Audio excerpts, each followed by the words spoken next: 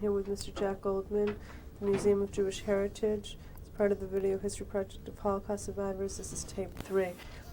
Mr. Goldman, I just want you to go back through a few things we discussed on the break. One of them was in the Camp Kadan. You mentioned an episode. Yes. There. Yes, it was one time 2 sisters and another lady and a man run away. They want to go to the partisans because there's a lot of woods in Lithuania, and they were maybe sympathy to Russians, communists, whatever. And they got caught and they shot him. So they need somebody to dig a hole. So they got me and 5 or 6 boys. They gave us shovels and picks. So they took us out to dig a hole, so we thought that hole is going to be for us. When we were finished with the hole, a few yards away behind the bushes, there were the 4 bodies laying. So we had to take them and lay them down in the grave and cover them up. We made on a tree, we made some kind of a sign, but probably nobody's going to find it. Mm-hmm. That was in Kidan. Okay. There were a lot of stories like this, but it's hard to remember everything. Do you have 1 or 2 more episodes that strike you during the war that you'd like to share with us before I get to some other? Okay.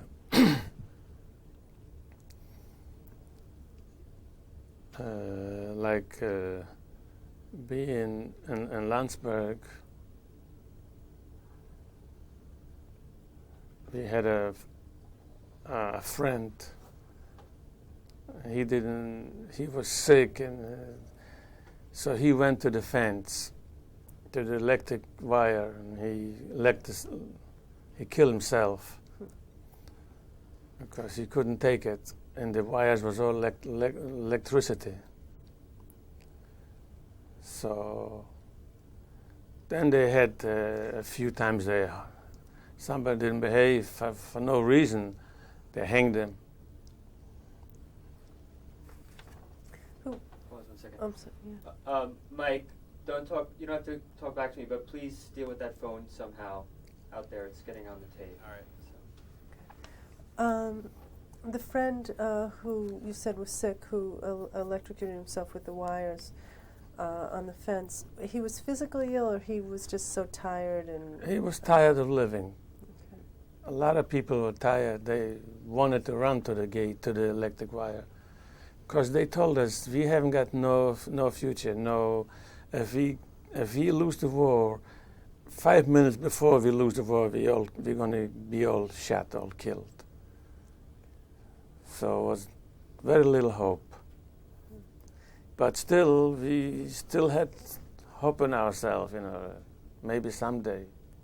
And the other people, you mentioned something happened, when you say someone didn't behave and they hung him, do you remember a specific episode around this? Behave means he went to get tried to steal something. Piece of bread or potatoes, and he got cut. If they would catch me, hang me too. And this would be mostly, it was SS who were guarding you? Or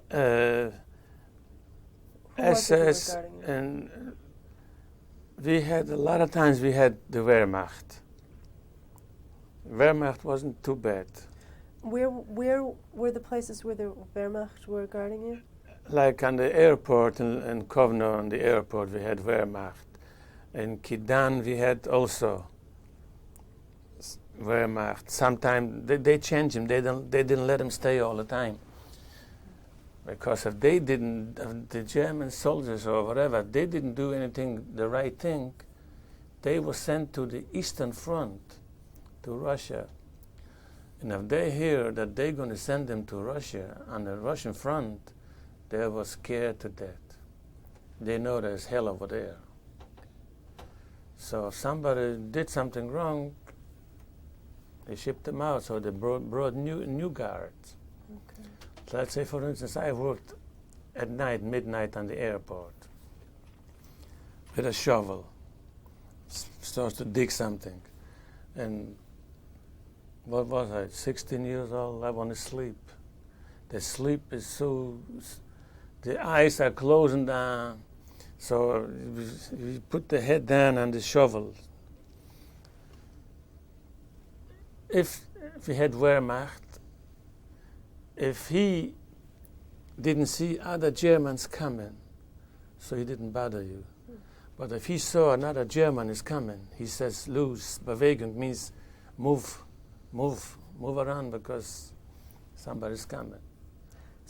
So as you're saying, the Wehrmacht tended not to be brutal. Not all of them. Not all of them. There was a lot of bad ones, and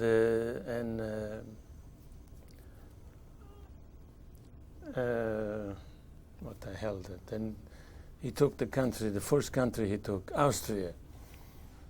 There was a lot of bad ones from the Austrians. Was a lot of bad people, and some of them were good. And the same as with the Germans. Some Germans, if he didn't see nobody's watching him, he wasn't so bad. He left you. He ate lunch. In that army bucket they have, he left a little bit and he gave it to you. Some of them. This might happen with an SS also, or? It's yes. Okay. Yes, it can happen with the SS too. But as a rule, they were more tougher. Okay. The SS, and they had that sign on the head, the skeleton. They were tough.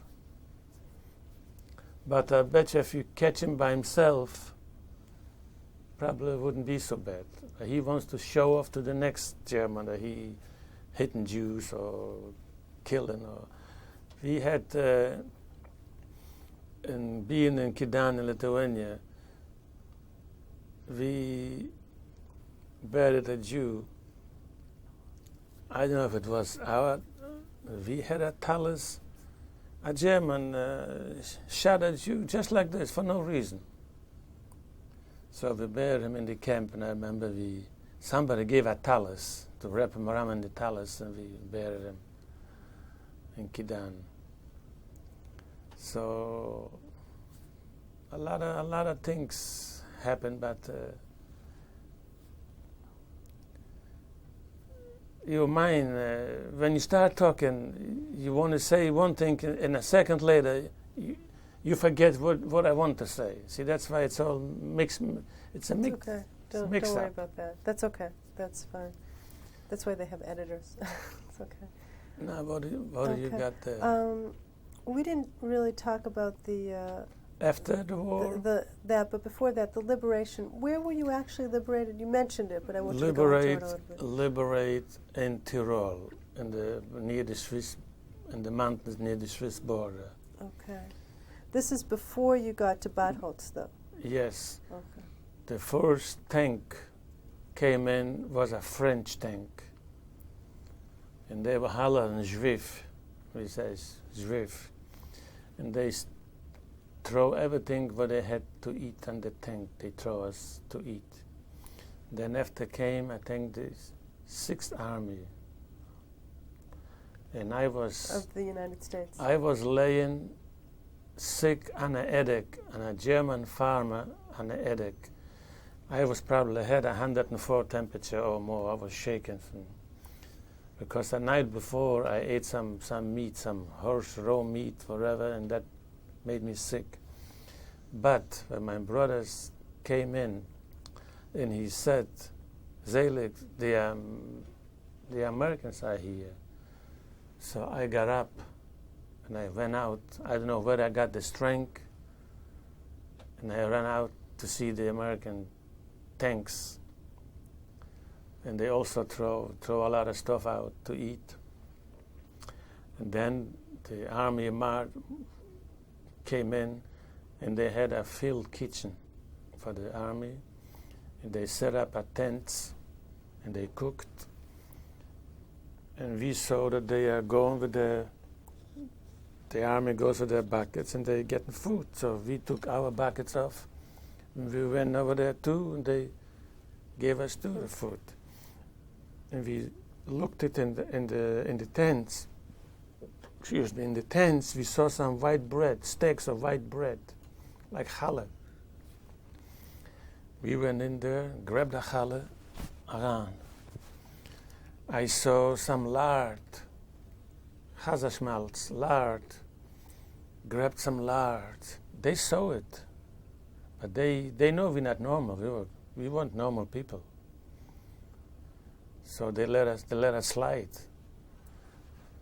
and we started eating, and that made us sick too. But they told us don't go farther because some fanatic Germans are still shooting. That was true. They still didn't want to give up. Did you meet any Jewish American soldiers? Do you remember that? Yes. Tell us about that. We had one, as a matter of fact, in Stuttgart, we had one rabbi. No, I meant at Liberation. At Liberation, no. No. You don't remember? Okay. No, we only met a rabbi in Stuttgart, Rabbi Ziskin. He was with a chaplain. He was a chaplain. But there were Jews in the army. How did they communicate with you? Did some people speak English, or did others have other languages? Do you remember? Yiddish, Jewish. No, I meant at the Liberation, the American Army, the 6th Army. Stimmlosen. Okay. By hand, you know. Okay. We picked up okay and another word. That's all we know, a couple of words. But they know. They understood what we want. Okay.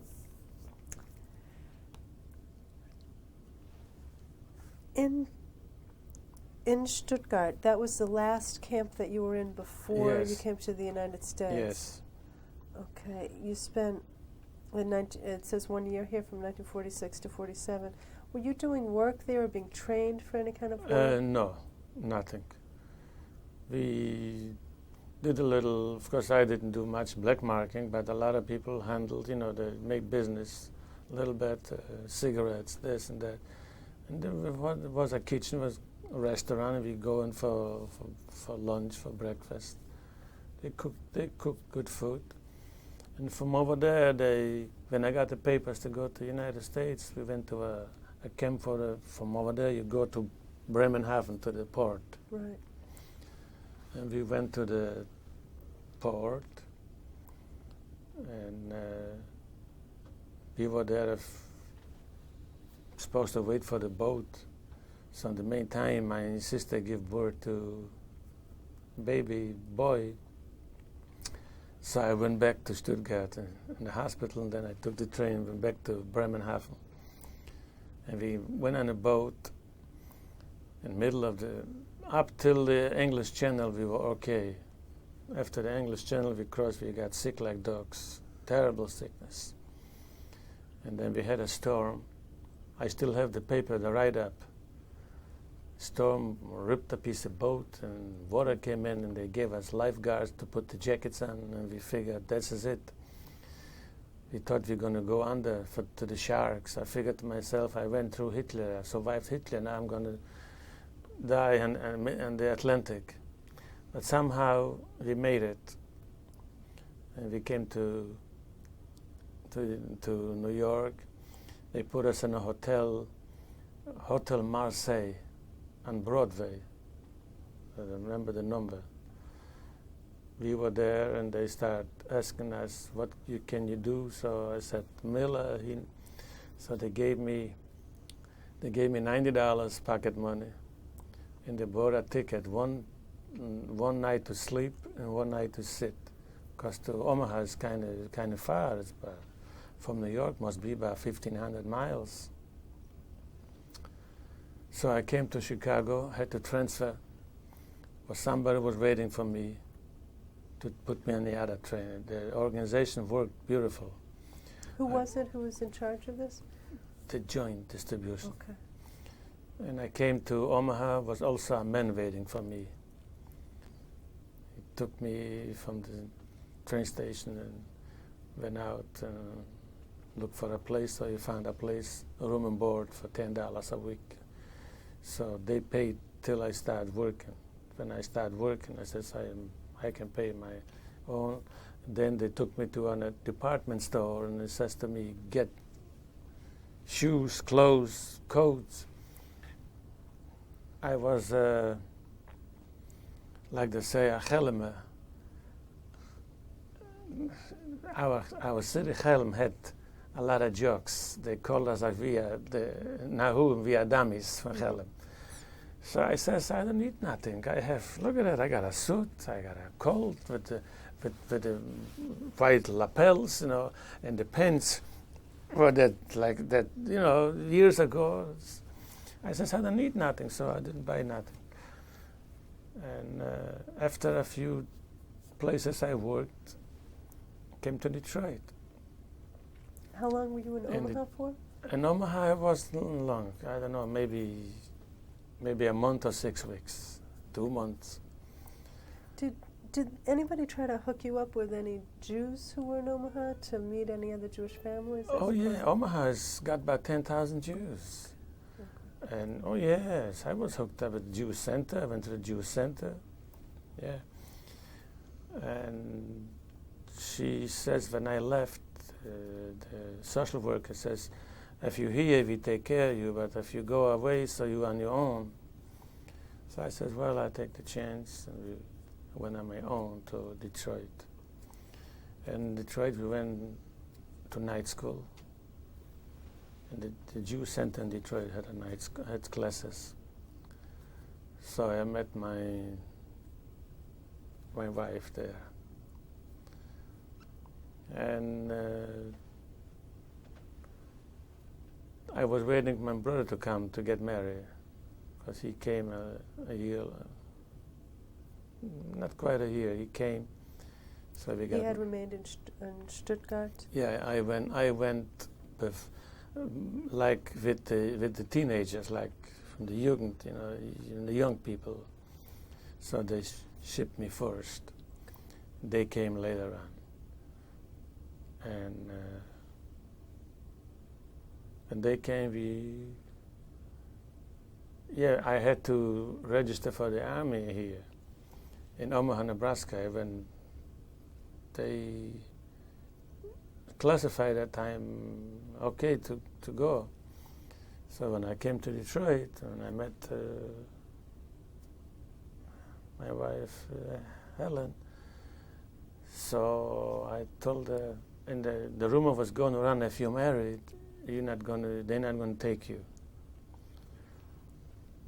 So we went and we got married at the city hall, you know. And after, when the brother came, we went to the rabbi. In the rabbi's house, we had a chuppah, put a chuppah up, because we didn't have no people, just a few. And she worked, I worked, and I remember we saved up the first $2,500. We bought a house, bought a 2-family house, 6 and 6. So we rented one out and one we had for ourselves, so it didn't cost us rent already. And I worked in a place for a few years, and I said, there's no future for me working for somebody else. Going with a lunchbox to work.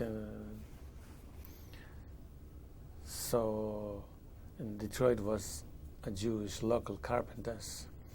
So I went to the president, a Jewish president from the local, and I said to him, Mr. Katz, his name was Katz, I says, can you fix me up a carpet and a cart, a book that I belong to the carpenters? He says, yes.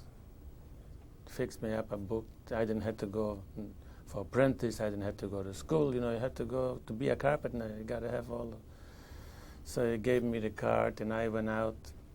I quit the job, and I went out and I contract finishing homes inside, not the roof.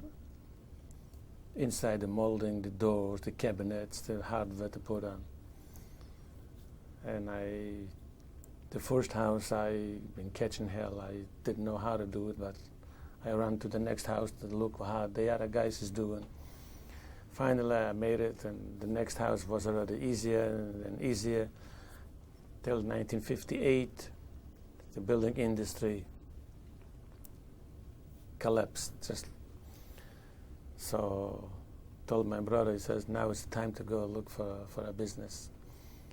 So we looked and we found a liquor store, a drugstore, but it had liquor. So we took the drug out and we took in groceries and bought medicines and liquor and beer and wine. It was in a corner. It was a good store till the riot came.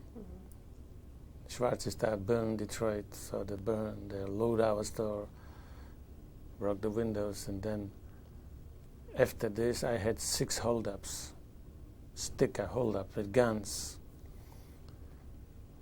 So I said, the help used to say to me, Jack, I like to see you walking out instead carrying out. He says, it's time to leave. So we put up the store for sale. Arab came in, he bought the store. They are the worst people to deal as Arabs.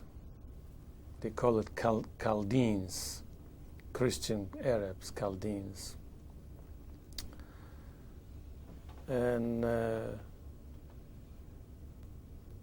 went out of the store. So we went back to modernization. You know what modernization is. My brother didn't like it. So he got himself another store in a Polish neighborhood. And I had a friend, he had a scrapyard. So he fixed me up with somebody who just driving around with a pickup truck and buy certain metals from the junkyard and sell it to the wholesaler. So I went with that man for 9 months, and he was an older man, a sick man, so quit him. I was by myself, and then one guy asked me, I used to buy from him stuff, and he says to me, would you like to come in as a partner here? I says, yeah, but you have, he used to live across the fence, the backyard. And he had a partner, and the other partner about 5 houses on the same street. So I told him, if he goes out, you buy from him, because I couldn't buy from him because it's a neighbor. He might figure I want to push him out from the business. So I says, you buy his share out, and I take his share, and I pay you whatever you pay him, I pay you. So I went in 1971 in March, and August the 2nd, I jumped over the fence to the partner, and he tells me to drive, and I drove. They had a shop car. During the whole way to go to the shop, he didn't say nothing. We came there, opened up the place. He tells me to go give a hand to a Schwarzer. We had 2 balers, and it was a yard, people driving with trucks, truck scales, and shears, cutting iron.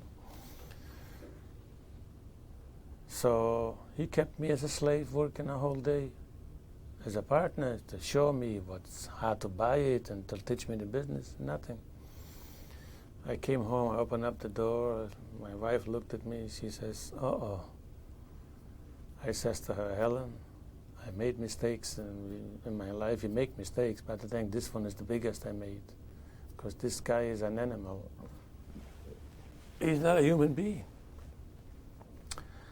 I suffered with him for 15 months. And I told him, it's me or you, because we were 50-50 with the property and the land. So I went to the lawyer and I says to him, do me a favor. I have already high blood pressure from him. I want to get out. So he says, you got to give me an offer. I have to represent him offer. He's the senior partner. So I made an offer, a big offer, just to get rid of him. And he accepted the offer, and he went out in 1972, the 12th of December. And when he walked out, they think what, let's say, if a ton of paper was 35 or 40, it went up to 70. A pound of copper was 50 cents, went a dollar to a quarter. Everything went sky high. And I bought with them, how to say in English, stock and barrel. Mm-hmm. The way it is, with the merchandise, with everything. So I start selling, and I took my money out, what I paid him, and I still have leftover merchandise. And if he didn't hang himself in his basement, he was made from iron. And I was there for 18, 19 years, till it came a time that you gotta retire, gotta give up. Because I had a couple holdups in the yard too, so I didn't want to stay for longer. So I sold the place. Came to Florida. We rented a place for 3 months, 4 months, and we went out and we found a condo. We bought a condo, went back and sold the house and the rest of the stuff. And we live in Florida. Okay. You have anything else on the? Just if you would just tell us the names of your children. The children? Oh, Denise and Michelle. And you have Both got married to New Yorker boys. Denise was going to. She took a course in NYU. Mm-hmm. And after the course, she came back to Detroit, and after a while, she says, you know what? She had a girlfriend, and they both went to New York. They got a place, and she worked, I think, for the state. And she went to shul, and Saturday she always goes to shul, and she find Mr. Burbeck, Stuart Burbeck, in the shul. And the second date, when she had to have, his father passed away, so they had to wait a year to get married. And we made him a wedding. She got married. And then told Michelle, "How about you? Go to New York too." She went to New York. She found Mr. Klein, also in shul, and she lives in Poughkeepsie. He is a lawyer in Poughkeepsie, and Denise's husband's a lawyer, so I got 2 lawyers now. So if I get in trouble, so I got 2 lawyers. Okay. I want to thank you, for spending the time. Well, it's for my the interview. pleasure. To tell you the truth, that was Denise's idea, because I figured go start remember what happened 50 years, 60 years. It's kind of hard, but it comes back when you start talking. It comes back, and we got 4 grandchildren.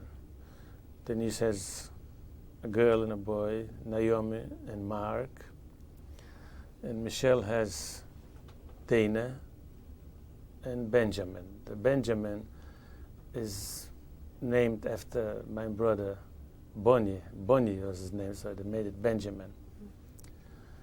And Naomi is after my sister, Neshe. And then my brother named his grandchild Chaim after my also brother. So I'm missing one more, Yossel. So I'm waiting maybe, but I don't know if it's gonna. I'm looking to name Yossel. Okay.